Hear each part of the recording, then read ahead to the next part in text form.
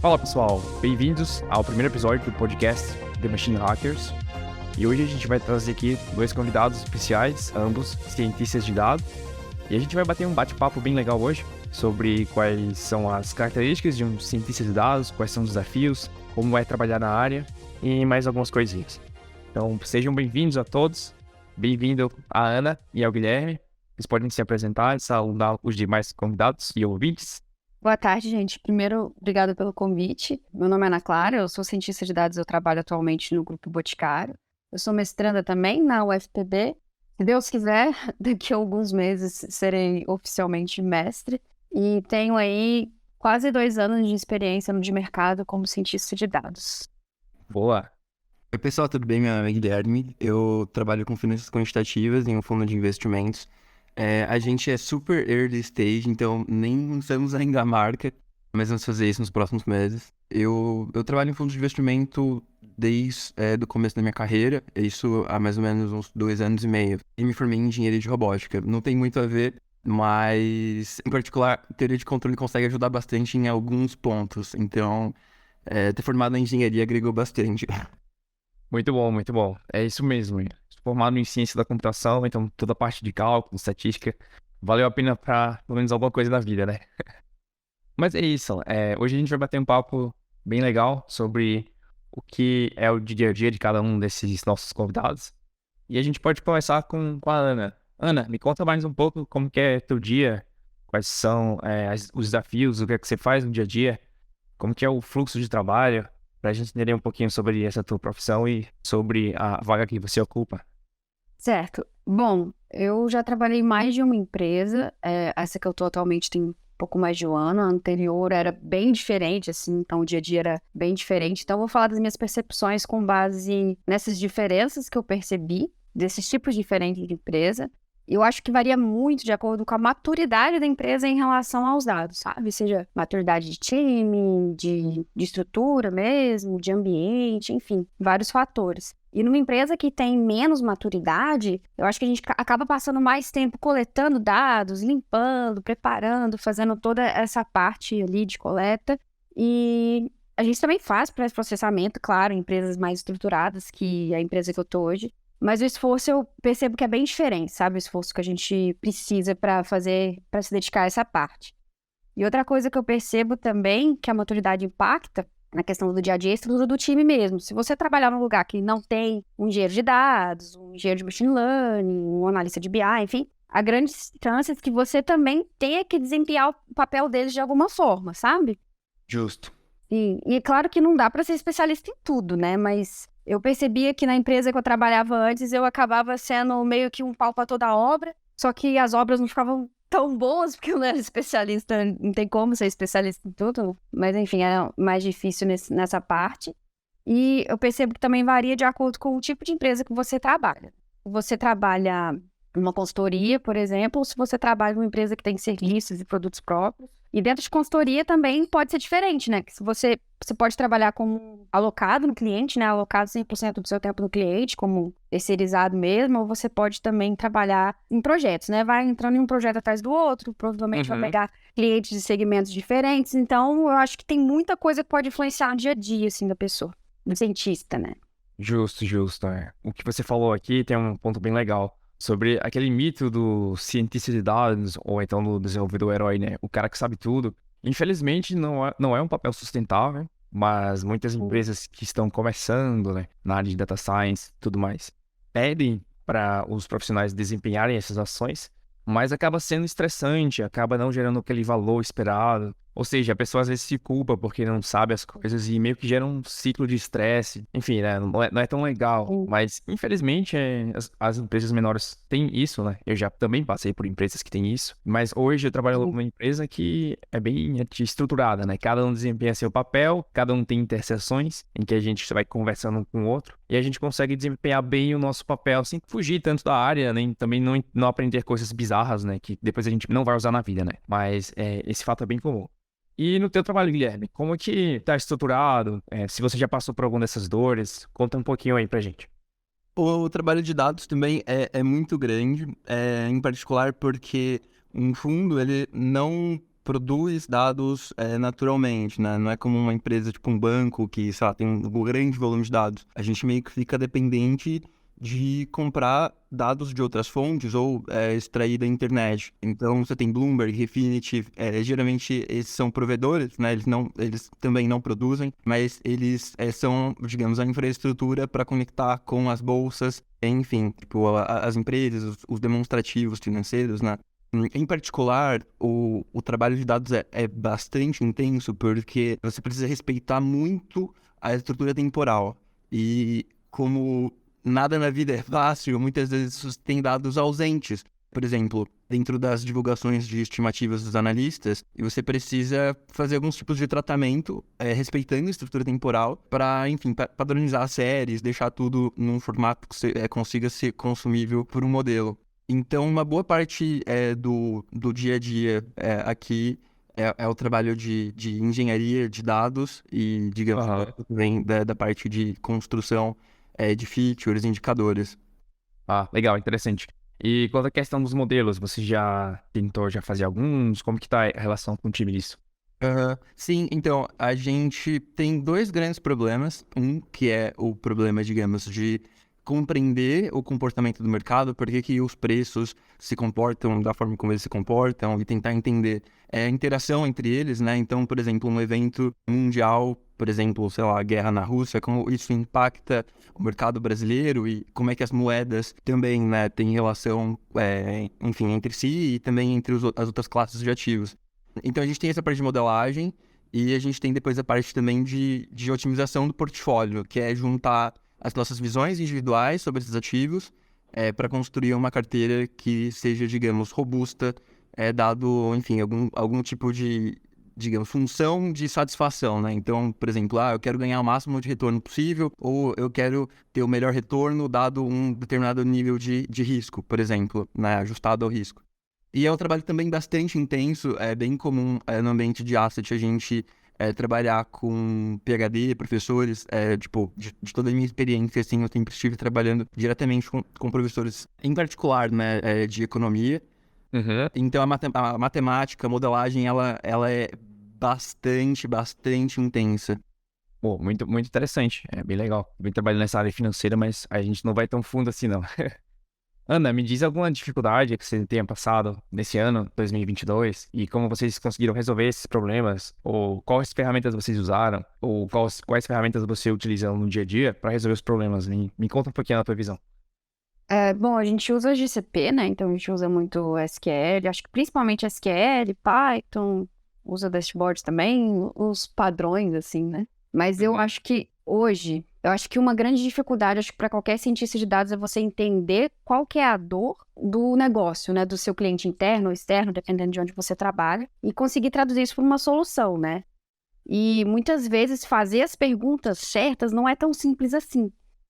Então, é muito, acho que é muito questão de experiência mesmo, você consegue ir amadurecendo isso.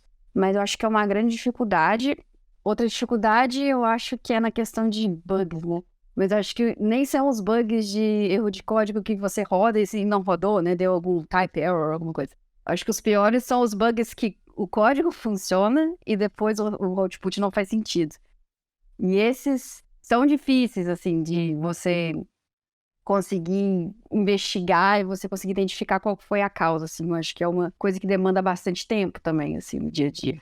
É interessante, né? Em uma questão de usar algoritmo padrão, você meio que consegue usar o debugger, né? E passando um passo a passo para você entender qual determinada parte do programa deu aquele erro, né? Deu aquele probleminha. Mas a gente, Data Science, a gente está usando um modelo, né? Que é uma caixa preta, basicamente. E a gente não consegue fazer o debug padrão. Mas para isso existe uma técnica chamada Feature Importance. Vocês já chegaram a utilizar no dia a dia do trabalho de vocês? Guilherme e Ana, algum de vocês já chegou a usar isso? Sim, sim. Eu falo mais em questão de validação, de bug, Hum, quando, como é que eu posso explicar? Quando o output não faz exatamente sentido com a realidade do negócio, sabe? entendi. Tem que tomar cuidado com o que eu vou falar, mas é porque eu trabalho na gerência de RGM, que é Revenue Growth Management. Então, a gente trabalha muito com essa parte de receita mesmo, né? A gente trabalha com Uhum. preços, promoções. Então, muitos bugs, eles ficam escondidos. Você só consegue ver quando você começa a analisar com muito cuidado a saída e ver o resultado que deu. E aí você, às vezes, encontra coisas ali que não fazem muito sentido com o negócio em si, sabe? Então, esses são os mais difíceis de encontrar e de saber o porquê que aconteceu aquilo, sabe? Entendi. Interessante. Que a gente trabalha bastante com estatística, né?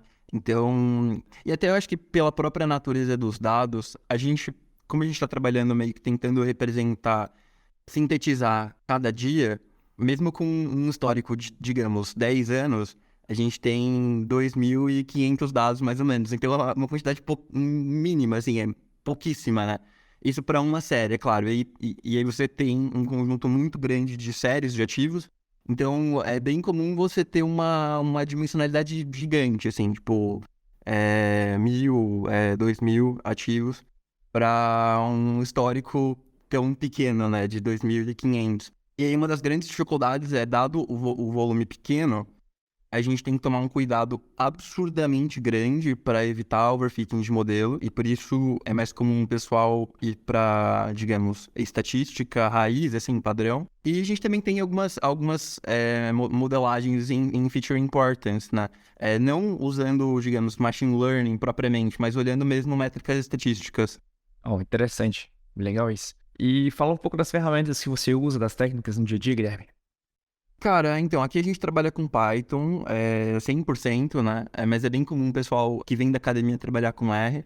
Aí a gente usa basicamente todas as bibliotecas, assim, padrão do Python, de Data Science, tipo, os Stats Models, o Scikit-Learn. Tem muita coisa que, na verdade, a gente tem que implementar. E isso porque, por exemplo, o Scikit-Learn não tem muitas das métricas estatísticas que a gente precisa. E os Stats Models, embora ele tenha, não tem, às vezes, alguns algoritmos que a gente usa, por exemplo, de boosting. Então, acaba que muitas vezes a gente tem que reimplementar as técnicas, né? Tipo, ou em regressão, e às vezes alguns algoritmos de otimização também. Então, uma boa parte do meu trabalho também é tentando fazer todas essas bibliotecas do Python elas conseguirem interagir entre si, né? E também reescrevendo muitas vezes códigos. E também estatística é um pouco complexa porque existem muitos testes diferentes, às vezes para a mesma coisa. E os stats models em particular é horrível nesse caso, porque eles têm vários tipos de testes diferentes. Então, muitas vezes, de qualquer forma, a gente tem que reimplementar o código para ter convicção de que a gente sabe exatamente o que está acontecendo e a gente entende, né, o algoritmo. Legal, trabalho bem interessante. Quem sabe que vocês não contribuem com a biblioteca abrindo depois um código, né? Criando um commit lá no GitHub deles, né? Então eu acho que seria interessante, mas a forma como uma asset quant, principalmente quant, funciona digamos, o que distingue as pessoas quando se trata de investimento é basicamente informação. Então acaba que se a gente divulga esse tipo de coisa, meio que a gente tá perdendo a informação proprietária, sabe? Justo. Então acaba que, infelizmente, o mercado financeiro é bem individualista nesse sentido. E a galera acaba gerando bastante conhecimento, mas mantendo pra si, né? Infelizmente nem tudo dá pra compartilhar, pessoal. Apesar da gente gostar muito de open source, de usar ferramentas open source, mas nem tudo a gente consegue compartilhar, infelizmente. Mas um dos rapazes que trabalha comigo, ele é bem, digamos, ativo na comunidade de desenvolvimento. Ele até chegou a fazer alguns pacotes pro Python, né? Tanto para puxar dado da B3, quanto para, enfim, alguns cálculos, em particular, olhando opções em renda fixa. Então, o pessoal aqui, ele também, tipo, embora não seja esse tipo de informação, digamos, mais particular sobre os modelos em si, acaba ajudando a comunidade de outras formas. Legal. Principalmente tornando a vida, né, acesso aos dados mais fácil. Muito bom, muito bom. É isso mesmo. De alguma forma, eu acho que todos devem contribuir com a comunidade.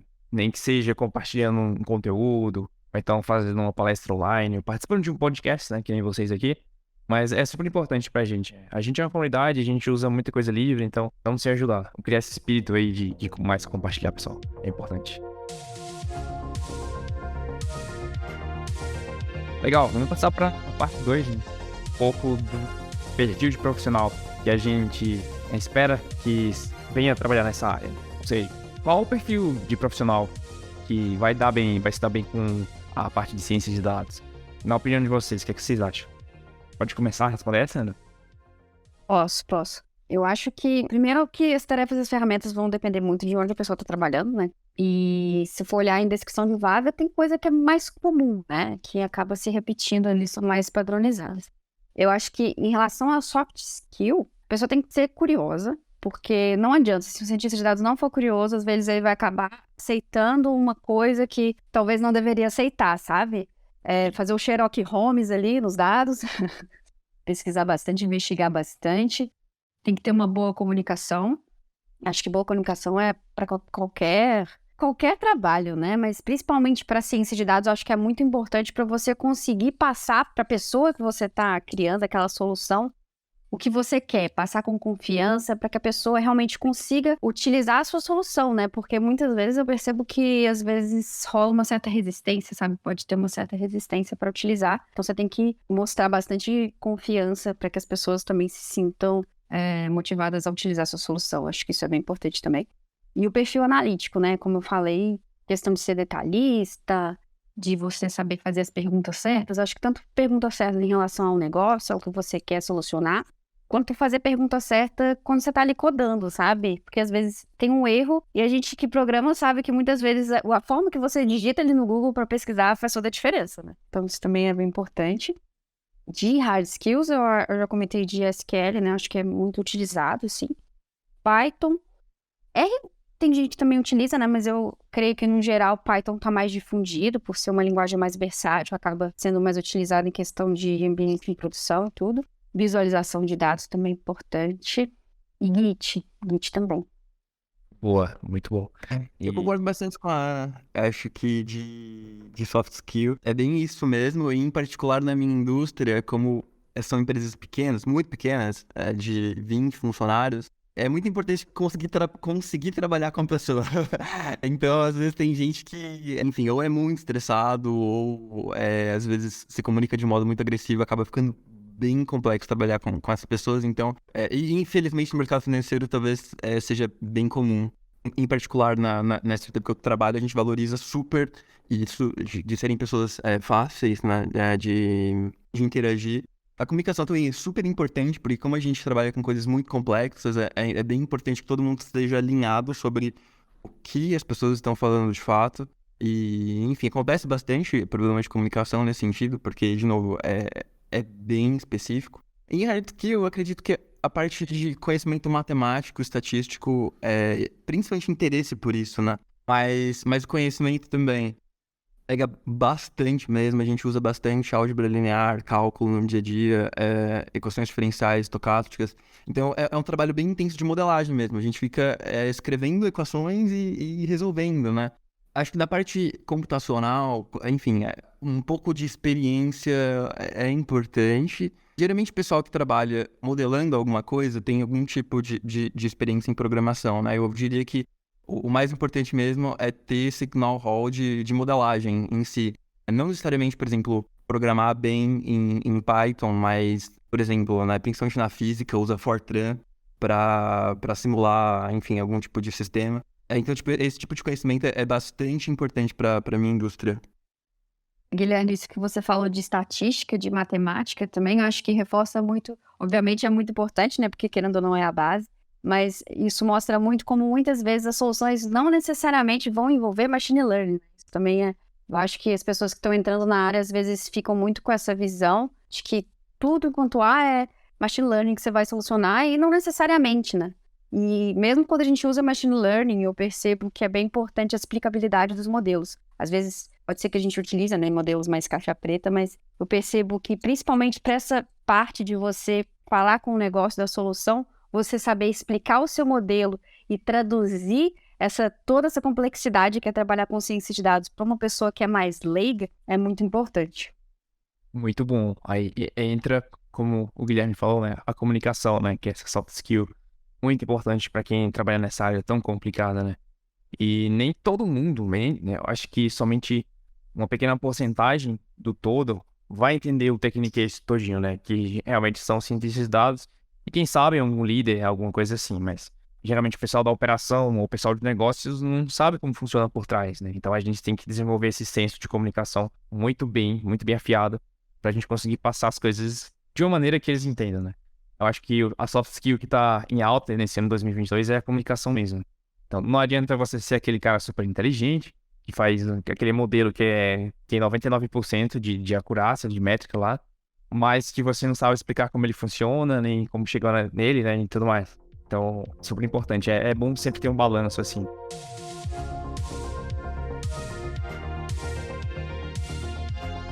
Então, vamos passar para a parte 3, né? Sobre as principais dores de Data Science nos times nesse ano de 2022. Eu vou começar falando um pouco da minha experiência aqui, nesse ano de 2022, e depois vocês podem compartilhar algumas coisas que vocês passaram nesse ano e como vocês resolveram o problema. Então, a gente tinha um grande problema esse ano, que foi o compartilhamento de infraestrutura. Então, a gente tinha um Airflow, né? Para quem não sabe, o Airflow é uma ferramenta de fazer ETL, extração, transformação e carregamento de dados, mas a gente utilizava essa ferramenta para fazer modelos de predição em batch. Só que a gente compartilhava esse Airflow junto com outro time de geração de dados. E eles tinham milhares de tags, milhares de processos que rodavam, e a gente tinha algumas dezenas. Então, como o cluster lá, o recurso, tinha pouca memória, a gente de vez em quando tinha problema de rodar nossos processos e as coisas travavam. Então, uma das grandes dores desse ano que eu tive no meu time foi tentar trazer essa infraestrutura isolada só para o nosso time que fazia sentido. Então, a gente demorou muito tempo mudando, tinha muita coisa legada. Tinha muita coisa não estruturada no formato de boas práticas, né? De desenvolvimento de software, padronização de nomes, essas coisas. Então, esse ano a gente trouxe muito esse projeto estruturante, que chama, né? Deixar as estruturas melhores. E o que a gente está correndo também agora para o fim do ano é a criação de feature stores. Para quem não sabe, feature stores também é uma técnica ou um projeto, uma forma de gerenciar as features que elas consigam ser reutilizadas. Ou seja, quando você está tratando de modelos com machine learning, você realmente utiliza features, né? Que são atributos, características que você vai lá usar elas para fazer a sua predição. E geralmente, se você trabalha com muitos dados ou muitos problemas parecidos, é legal ter uma feature store, que seria basicamente um conjunto de features que elas podem ser reutilizadas não em um único projeto, não em um único modelo, mas entre modelos. E para dar um exemplo, o que a gente está fazendo são features transacionais, ou seja, eu trabalho numa empresa que tem transações dos clientes e a gente quer, de alguma forma, utilizar essas transações como features para os modelos, né? Transações podem envolver dados de valor, hora do dia, para quem enviou, de quem veio aquela transação, qual foi o tipo de máquina que usou aquele pagamento e essas coisas. Então, a gente consegue utilizar esses dados, esses features, para uma diversidade de casos e tudo mais. Então, para a gente não ficar repetindo queries que puxam essas features toda vez, ou seja, cada modelo vai ter a query repetida, você vai criar um feature store. Então, isso é um dos pontos que a gente está atacando esse ano. E eu acho que a gente está fazendo isso bem, dependendo da empresa. A gente está amadurecendo bastante nessa parte de dados. Esse ano está tendo muito projeto estruturante, mas é o que a gente tem feito esse ano. E do lado de vocês passaram por alguma dor, alguma dificuldade? Vocês tiveram que trazer um conceito de Machine Learning Engineering ou MLOps para aplicar no trabalho de vocês? Falem um pouquinho, caso vocês tenham tido alguma dificuldade nesse ano. A gente teve bastante problema, acho que, com a parte de construção das features, porque, tipo, a gente tem que tomar muito cuidado, né? Como o tamanho, o histórico de dados é pequeno, quanto mais features a gente tem, na verdade é pior. Então a gente tem que ser muito certeiro sobre o que a gente está construindo. E, enfim, a gente tenta meio que padronizar a forma de construir as séries via, enfim, umas técnicas de redução de dimensionalidade. Então, por exemplo, a gente pega alguns conjuntos de séries de ações, alguns conjuntos, né, dividindo em setores especificamente, olhando moedas, olhando bonds, né, em renda fixa. E a gente usa umas técnicas de redução de dimensionalidade para conseguir simplificar o problema, né? E aí sim, de fato, utilizar nos modelos. Em particular também a parte de dados, digamos, de construção dos indicadores. olhando as estimativas, enfim, demonstrativas, de métricas, né? Também é um problema muito grande, porque é muito comum você ter poucos dados e eles terem frequências muito quebradas. Por exemplo, o ano fiscal, geralmente, né, aqui no Brasil, termina no final do ano. Então, em dezembro de 2022, as empresas, né, fecham o balanço. Só que elas Sim. têm até março para, de fato, divulgar esses dados. E elas podem divulgar em qualquer período de janeiro até o final de março. Então, você tem que ficar olhando um monte de métrica para juntar a série das estimativas com esses dados de quando as empresas divulgaram de fato. E como eles se referem ao período fiscal, às vezes, por exemplo, tem empresa que pode fechar o balanço em uma outra data, em março, por exemplo. Então, a gente tem que padronizar tudo para garantir que todos os dados de todas as empresas, para todas as métricas, eles são para a mesma data, né? E eu acho que assim que você tem um bom conjunto de dados, o processo de modelagem, ele acaba ficando muito, muito mais tranquilo. Mas acho que a grande complexidade mesmo é a construção de bons indicadores, principalmente olhando, né, os dados financeiros. Porque além de eles terem meio que muito, muito dinâmicos, você tem, digamos, um conjunto muito grande de informações em uma só série. Por exemplo, quando você olha o preço ele reflete muita coisa. E às vezes a gente não quer, por exemplo, falar, se uma empresa paga dividendo, o preço ajusta. Mas a gente não quer olhar para esse tipo de comportamento, né? A gente quer só ver o comportamento de fato da série. Então, realmente, a grande dor é construir bons indicadores. E assim que você tem bons dados, eu acho que o processo acaba ficando muito, muito mais simplificado. Claro que ele também é complexo, né? Mas a academia, ela já avançou relativamente bem na parte de modelagem.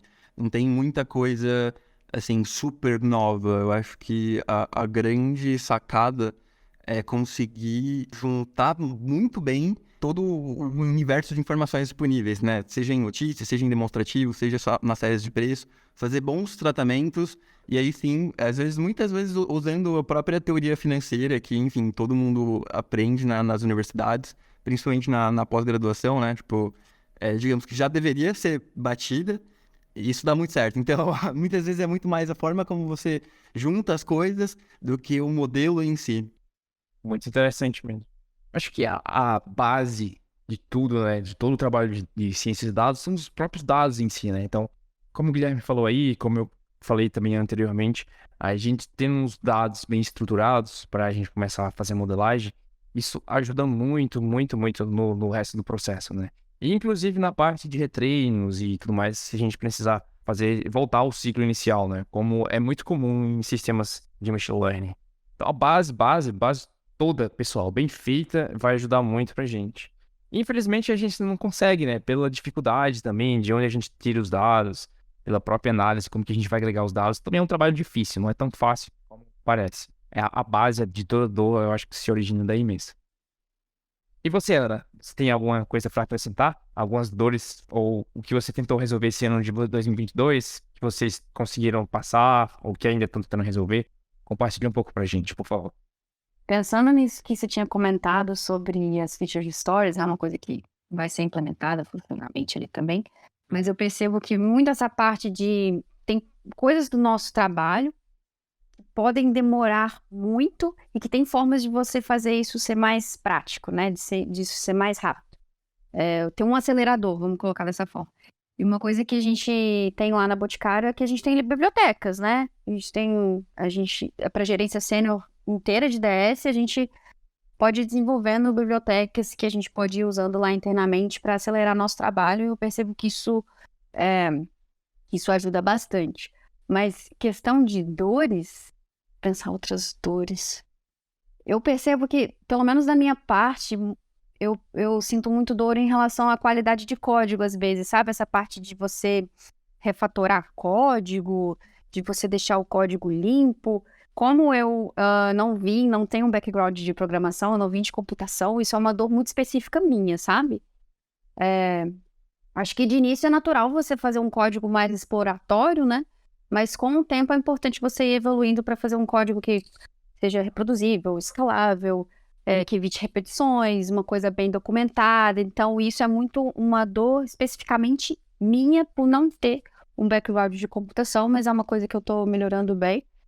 E, num geral, pensando em cientistas de forma geral, eu penso muito sobre essa parte que eu já comentei de entender as dores do negócio e conseguir traduzir isso para uma solução que é viável, né? Não necessariamente perfeita, porque às vezes a gente fica muito apegado em coisas perfeitas e elas muitas vezes não existem, né? E como dizem, o feito é melhor do que perfeito. Então, pensar numa solução, iterar essa solução para você pensar que você pode fazer versões e você vai, né, implementando depois, melhorando, mas sempre você conseguir encontrar qual que é o mínimo que você tem que fazer para você já entregar valor e depois você ir iterando e continuar entregando valor pro negócio. Boa, legal. Bem interessante. É super importante essa parte que você comentou, né, de padronização de código e tudo mais. Infelizmente, muitos cientistas de dados, não são todos, mas acredito que a maioria, pelo menos na minha visão, que eu compartilhei ideias, eles têm essa dificuldade mesmo em escrever código, em padronizar, deixar aquelas coisas nas boas práticas, tão quanto a própria engenharia de software, né, que já é uma área mais madura há muitos anos. Então, é uma dor, sim, real. Hoje a gente também tem essa dor, por exemplo, quando os cientistas de dados vão implementar as suas teorias e tudo mais, eles trabalham com Jupyter Notebooks, mas cada um cria de um jeito e faz uma bagunça lá. Às vezes a gente recebe um Jupyter Notebook de um cientista de dados para colocar aquele código em produção e tal, uma bagunça. Então, não é uma dor só sua, é realmente, eu acho que é geral isso aí mesmo, toda empresa passa. Mas empresas mais maduras já conseguiram fazer um artifício que é usar algumas ferramentas que conseguem ajudar nessa padronização. Uma delas é o Kedro, que é uma ferramenta usada em alguns times brasileiros. Ela foi criada pela McKinsey, pela Quantum Labs, e a gente está tentando usar ela hoje em dia também para trazer essa parte de padronização para o nosso time, né? Então isso fica muito mais fácil manter o código, de fazer handover, né? Imagina que um cientista de dados ele sai e entra um novo cientista de dados, que ele já é um pouco acostumado com aquela estrutura e tudo mais, ele já consegue pegar as coisas um pouco mais rápido.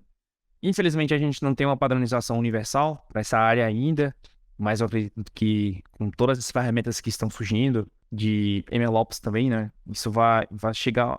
Algumas ferramentas vão ser utilizadas mais que outras e eu espero que nos próximos anos a gente tenha maturidade mais nessa área, né? Mas é isso, bem interessante. Sim, com certeza. Código legado é sempre um pouco problemático, né?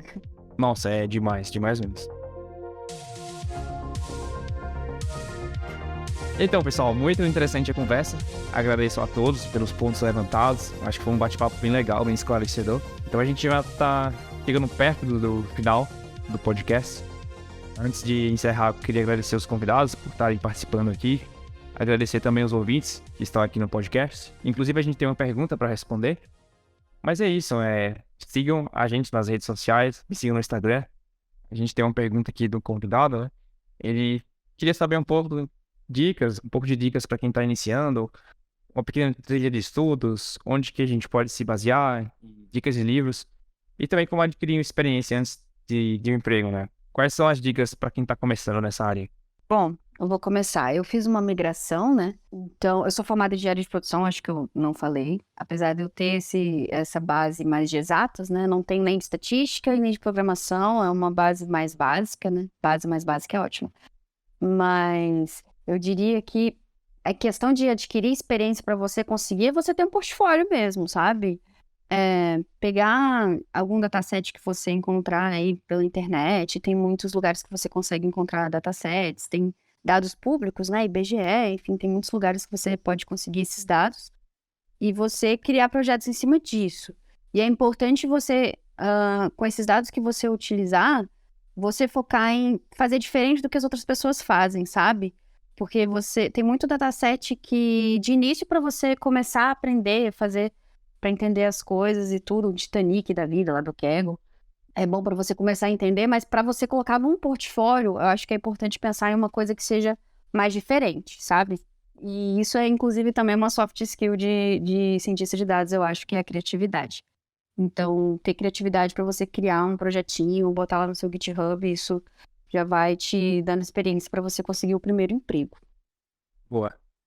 E qual a tua dica, Guilherme?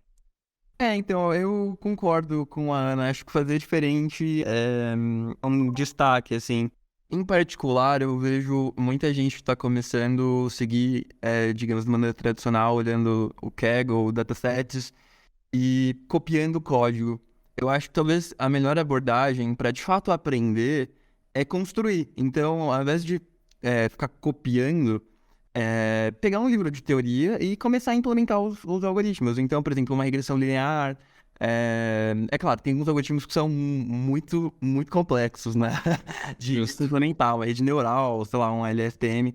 Mas eu acho que a melhor maneira de se aprender, de fato, é criando, né? Então, eu recomendaria as pessoas para criarem os datasets delas, baixando dados da internet, assim, muitas vezes é, disponíveis, né, publicamente, o IBGE, por exemplo, ou, sei lá, Banco Central, a B3, e começar a criar os próprios modelos. Eu acho que o principal não é fazer coisas muito complexas, mas conseguir entender em profundidade a teoria e conseguir reescrever mesmo, né, os algoritmos. Bom, muito bom.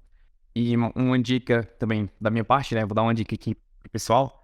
Quem estiver começando, né? Uma boa ferramenta para aprender mesmo é o próprio Python, que, como o pessoal aqui falou, em produção é o que a gente utiliza bastante, bastante. Eu acho que não tem como fugir de aprender Python.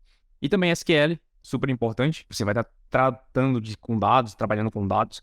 Então, os dados normalmente estão em tabelas em formato SQL, então para você acessá-los, né, você precisa, obviamente, usar SQL. Então, acho que são duas skills que você tem que dominar bem nesse começo e fazer projetos com isso mesmo, né?